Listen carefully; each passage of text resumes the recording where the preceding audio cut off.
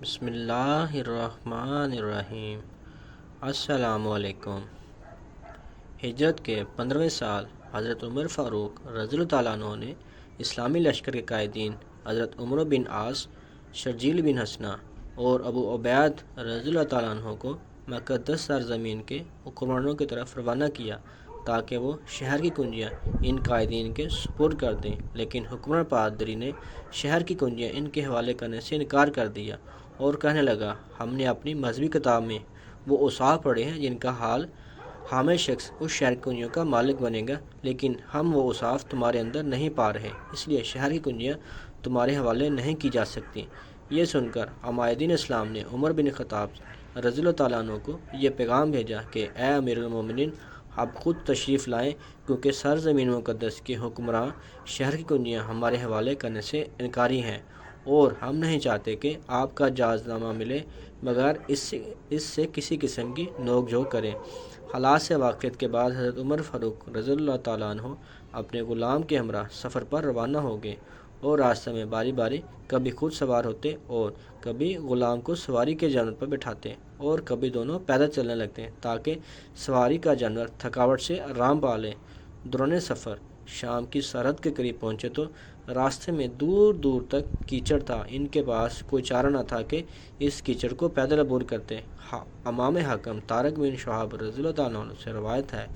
کہ سیدنا عمر خطاب رضی اللہ تعالیٰ عنہ ملک شام کی طرف روانہ ہوئے۔ ادھر حضرت ابو عبیدہ بن جراح رضی اللہ تعالیٰ عنہ تھے جو کیچڑ نما سمندری راہ پر امیر المومنین کے استقبال کے لیے تشریف لائے تھے۔ حضرت عمر بن خطاب رضی اللہ تعالیٰ عنہ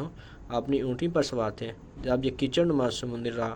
حائل ہوئی تو اونٹنی سے اترے، اپنے جوتے نکال کے کندھر پر رکھے اور اونٹنی کی لگام اپنے ہاتھ میں تھامی، پھر اونٹنی کو پکڑے ہوئے کیچڑ نما سمندری راستے پر خود کو ڈال دیا۔ حضرت ابو عبیدہ رضی اللہ تعالیٰ عنہ یہ دیکھ کر عرض کیا، امیر المومنین، کیا آپ یہ کام کر رہے ہیں؟ جوتے کندھے پر، زمام سواری ہاتھ میں اور اونٹنی کے ساتھ اس کیچڑ نما زمین میں مجھے اچھا نہیں لگ رہا، کیونکہ ملک شام کے باشندگان سے آپ کا سامنا ہونے والا ہے۔ حضرت عمر بن خطاب رضی اللہ تعالیٰ عنہ نے یہ سن کر فرمایا، اے ابو عبیدہ، اگر آپ کے علاوہ کسی اور نے ایسا کہا ہوتا تو میں اسے امت محمد صلی اللہ علیہ وسلم کے کیے نشانی عبرت بنا دیتا۔ ہم ذلیل و خوار لوگوں تھے تو اللہ تعالیٰ نے اسلام کے ذریعے ہمیں عزت و شان سے نوازا۔ اب اگر ہم اسلام کو چھوڑ کر کسی اور ذریعے سے عزت و شان کے متلاشی ہوں گے تو اللہ تعالیٰ ہمیں پھر ذلیل و خوار کر دے گا۔ تو اس کے بعد پھر حضرت عمر بن خطاب رضی اللہ تعالیٰ عنہ سواری پر بیٹھے اور تھوڑی دور جا کر اپنی باری ختم ہوتے ہی اتر گئے اور غلام سوار ہو گیا۔ لشکر اسلامی کی خواہش تھی کہ جب فلسطین کے حکمران کے پاس پہنچے تو اس وقت سواری کی باری حضرت عمر رضی اللہ تعالیٰ عنہ کی ہو، لیکن نتیجہ اس کے برعکس نکلا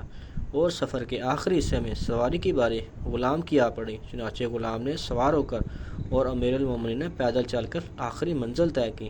جب یہ مبارک قافلہ مقدس سرزمین فلسطین کے حاکم کے دربار میں جلوہ افروز ہوا تو اس نے حضرت عمر فاروق رضی اللہ تعالیٰ عنہ کے کپڑے بڑے غور سے دیکھے اور نہایت اطمینان سے شہر کی کنجیاں ان کے حوالے کر دیں۔ پھر حضرت عمر بن خطاب رضی اللہ تعالیٰ عنہ سے مخاطب ہو کر کہنے لگا،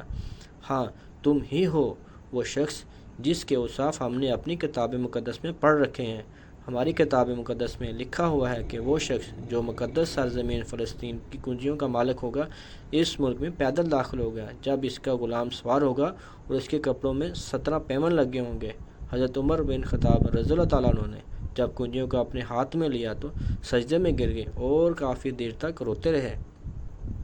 آپ سے رونے کا سبب دریافت کیا گیا تو آپ نے فرمایا، میں اس لیے رو رہا ہوں کیونکہ مجھے خوف ہے کہ دنیا تمہارے لیے تم سرنگوں ہو جائے گی، تم ایک دوسرے کو اجنبی سمجھنے لگو گے، تمہارے اندر سے اسلامی اخوت و مودت ختم ہو جائے گی، اس وقت آسمان والے بھی تمہیں نظر انداز کر دیں گے۔ سنہرے عراق، صفحہ نمبر 291، عبد المالک۔